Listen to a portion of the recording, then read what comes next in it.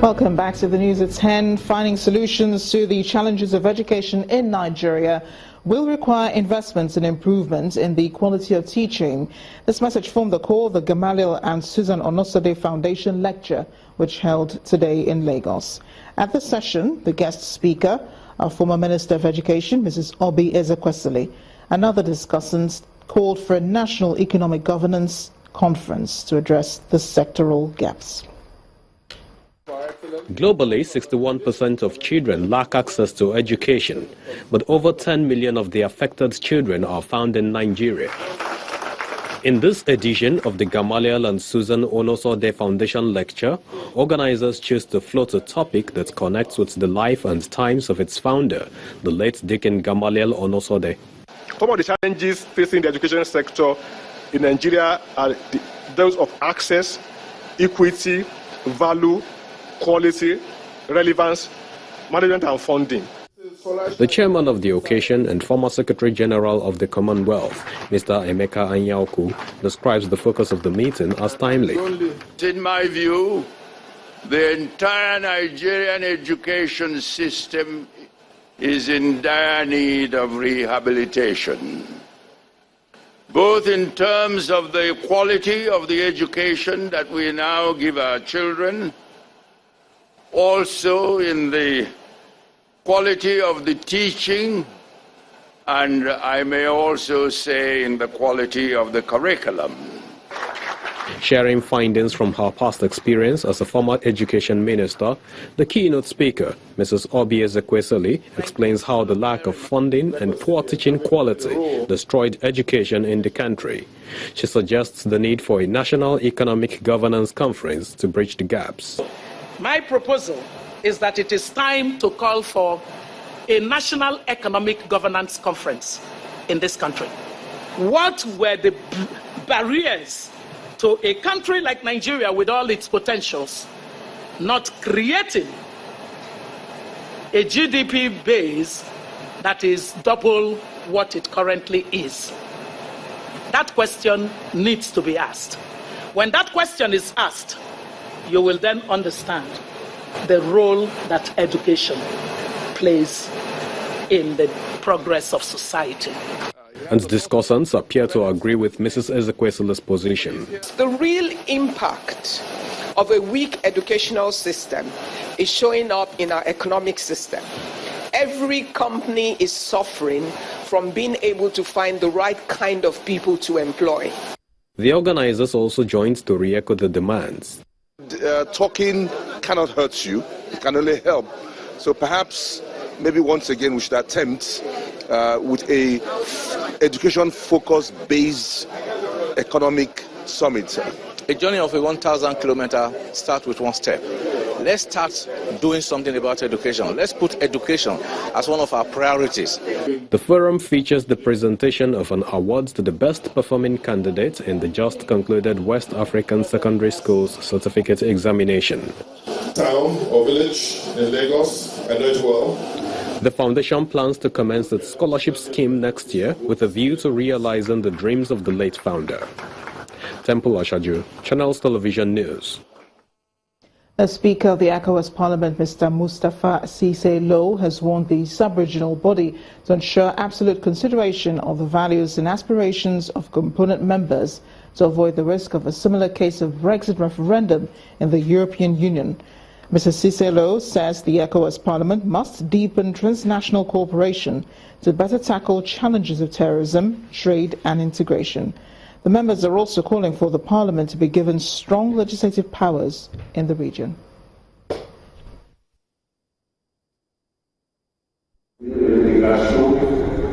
The key focus of this 2016 second ordinary session of the ECOWAS Parliament is the consideration and adoption of the 2017 budgets of the Parliament. But some transnational issues such as the fight against terrorism, proliferation of arms and light weapons, as well as legislative powers for the Parliament, are also up on the agenda. The chairman of the Authority of ECOWAS Heads of State and Government, Ellen Johnson Sirleaf, who addressed the Parliament via video conference, says urgent attention is required to establish priorities and strategies for development. As a community, We currently have several challenges that can all be turned into opportunities if we conjugate our efforts and harness the collaboration that is needed to achieve our objectives.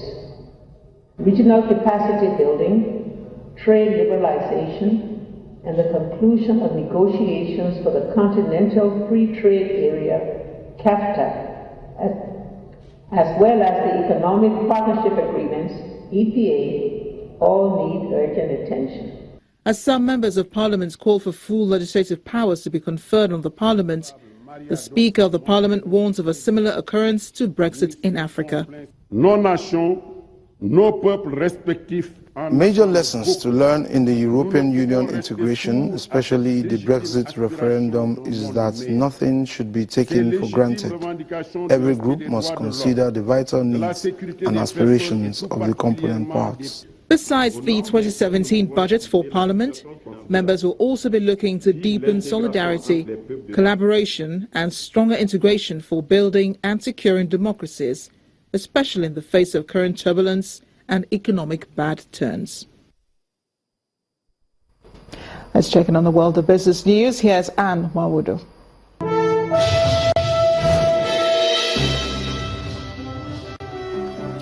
Welcome to Business News. To eradicate poverty and reduce unemployment in sub-Saharan Africa, complex issues such as infrastructure needs to be addressed, especially as commodity prices remain volatile.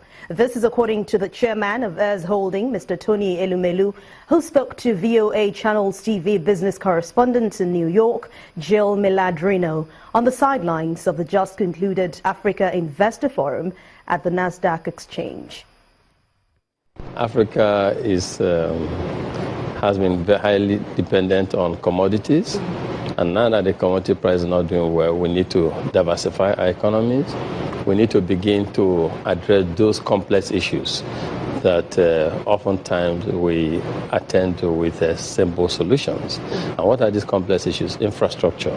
Infrastructure is key for us to eradicate poverty in Africa, for us to address issues of unemployment, youth unemployment, for us to actually transform the economy of South Africa.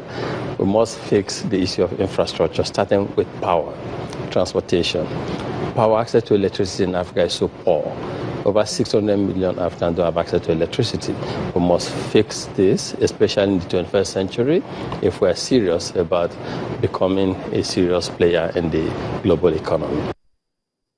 The pressure on the Naira continued today as it depreciated against three major currencies, falling by 0.96% to 313 Naira 7 kobo against the dollar, 0.91% to 414 Naira 74 kobo against the pound, and 0.62% to 353 Naira 97 kobo to the euro. But at the parallel market, the Naira fell by 1.87% to a new record low of 436 Naira to the dollar. It fell 0.91% to 555 Naira to the pound and 472 Naira to the euro. Currency traders expect the pressure on the Naira to persist as forex demands continue to exceed current supply. The Nigerian equities market closed on a bearish note today owing to sell pressure from the industrial goods sector as investors took advantage of the gains recorded in previous sessions. Millicent Wonka has the details.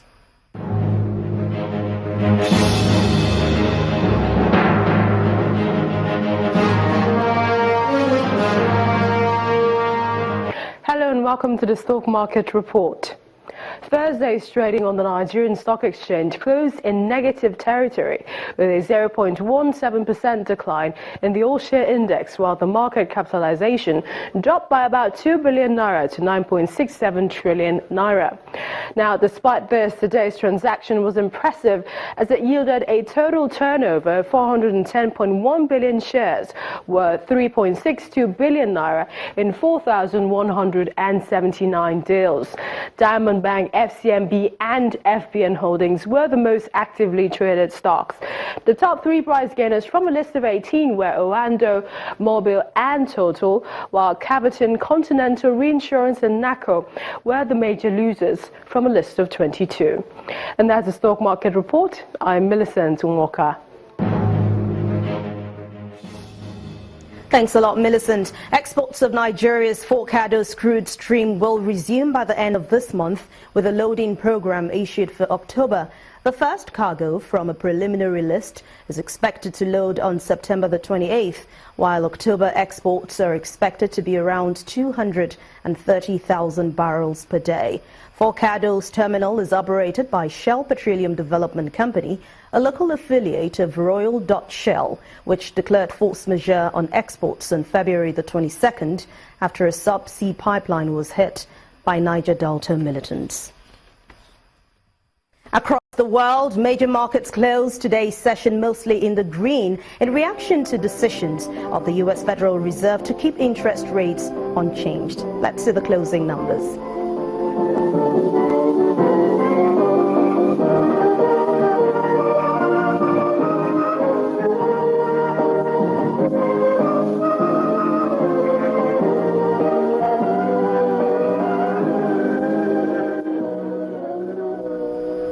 Thanks for watching Business News Tonight. I'm Anne Mwawadu. The rest of the news at 10 continues with Amarachi.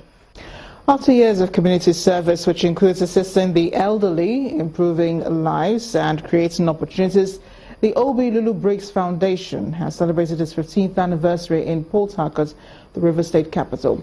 The event offered free healthcare services with a focus on prostate cancer and eye treatments.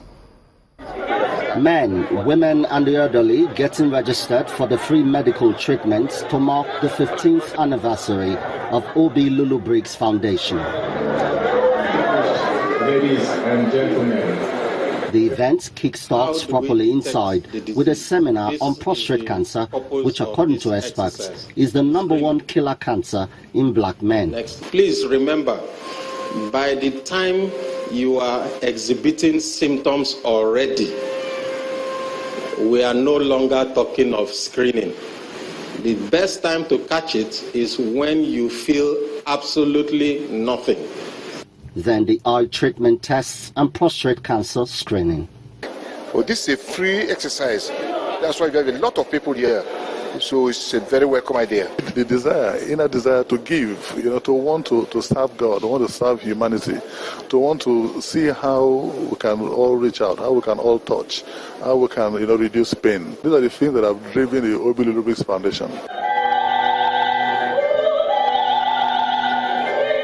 That done, family and friends, staff and management of the foundation gather to sing praises to God, a day that coincides with the birthday of the chairman, Board of Trustees. We see the many missions that we have accomplished, the various programs that have been successful, and the fact that we are still standing. We have no choice, we just cannot do otherwise than to gather friends and family and to give thanks to God. The past 15 years, I can tell you to date that we have carried out 26 free medical missions, outreaches in 4 states of the Federation. With an annual budget in excess of 300 million naira, solely sponsored by Manipulo Limited and the family of Olubensin Lulu Briggs, the foundation says there is still more work to be done. Next on the news at 10, Super Eagles coach Gino Rohr calls up 5 English Premier League stars for next month's 2018 World Cup qualifier against Zambia in Ndora.